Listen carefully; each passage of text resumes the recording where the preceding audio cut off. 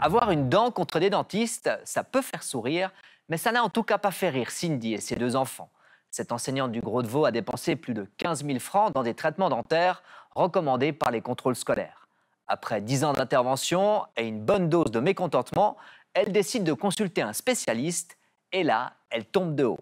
Lison Méric est partie à la rencontre de la famille Conneau.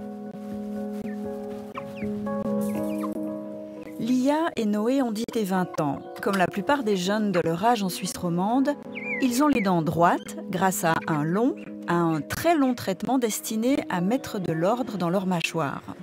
J'ai suivi les conseils des contrôles scolaires qui nous disaient d'aller consulter un orthodontiste. Comment est-ce que vous avez choisi le cabinet où vous vous êtes adressé? Par côté pratique, au fait, pas trop loin de la maison, parce qu'on pensant qu'il y aurait souvent des rendez-vous.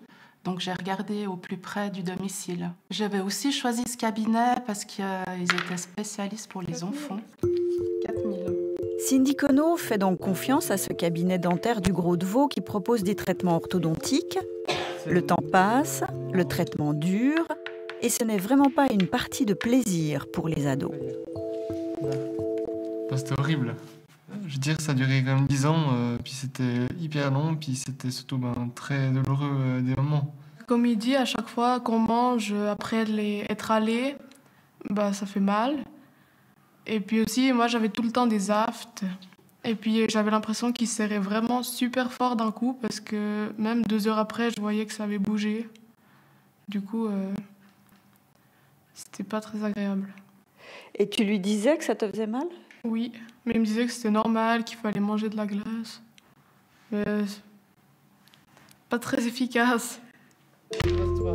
Au fil du temps, les relations avec le dentiste se tendent. Et surtout, Cindy Conneau commence à douter de l'efficacité des traitements. C'est chez moi. 600. Je me suis interrogée une première fois pour mon fils parce qu'il avait des problèmes pour mâcher. Les dents du haut ne touchaient pas celles du bas. Et puis, il a des soucis de prononciation. Donc, je me suis demandé est-ce que le traitement a un rapport avec ces difficultés. Là, l'orthodontiste m'a rassurée en me disant que ça allait se remettre en place. Et puis, une deuxième fois, c'est ma fille qui m'a rapporté qu'elle n'était pas contente. Souvent, il faisait des gestes qui la blessaient dans la bouche. Donc, elle n'était pas satisfaite du tout. Des traitements sans fin et douloureux dans tous les sens du terme. La facture dépasse les 15 000 francs pour les deux ados, dont environ 3 000 sont remboursés par une assurance. Jusqu'au dernier rendez-vous l'été dernier, où le dentiste lui suggère en substance d'aller voir ailleurs si elle n'est pas satisfaite. Ce que Cindy ignorait, le dentiste auquel elle s'est adressée n'est aucunement spécialisé en orthodontie. Explication par cet orthodontiste dûment diplômé. Donc là, il y a encore un peu de travail avec les élastiques. En Suisse, tous les médecins dentistes ont le droit de faire de l'orthodontie. Par contre, en général, ils font des petits traitements interceptifs, ils regardent pendant le développement de l'enfant est-ce qu'il y a des problèmes et ils nous réfèrent les patients pour le traitement. Par contre, c'est vrai que si vous avez quelqu'un qui décide tout d'un coup à vouloir apprendre lui-même l'orthodontie, il est théoriquement libre de le faire, il peut prendre des cours de week-end, mais il va lui manquer fondamentalement l'expérience pratique, c'est-à-dire ce que les futurs spécialistes acquièrent pendant à peu près 4 ans de formation post-grade à plein temps dans une université. Le marché du sourire est en plein essor. Cabinets et cliniques dentaires proposent des traitements destinés aux enfants comme aux adultes, mais qui confondent souvent dentisterie esthétique et orthodontie.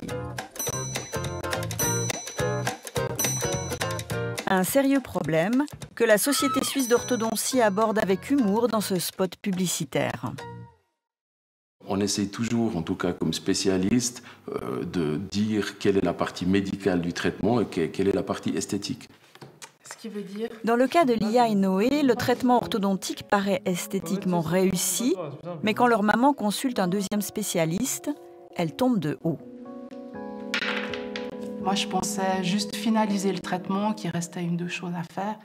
Mais là, il m'a dit qu'il ne savait pas comment reprendre ce qui avait été fait. Donc, il refusait de poursuivre.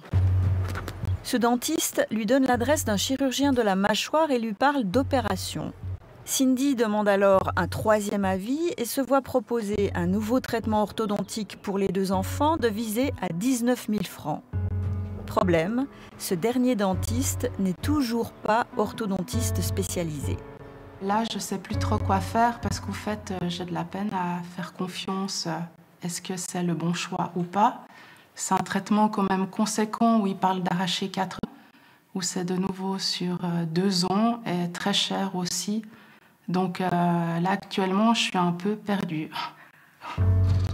Cindy est effectivement perdue entre dentiste et orthodontiste. Elle s'est adressée à la commission de médiation santé du canton de Vaud, qui a signalé son cas au médecin cantonal.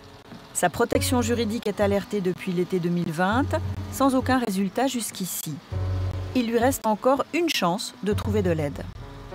C'est nouveau, la Société suisse d'orthodontie a une espèce de Ombudsstelle, ça s'appelle donc une commission de conciliation qui permet aussi d'avoir des expertises indépendantes, et ceci pas seulement pour des membres de la SSO, mais aussi pour des non-membres. Une expertise indépendante pour rendre un vrai sourire à Noé, Lia et à leur maman.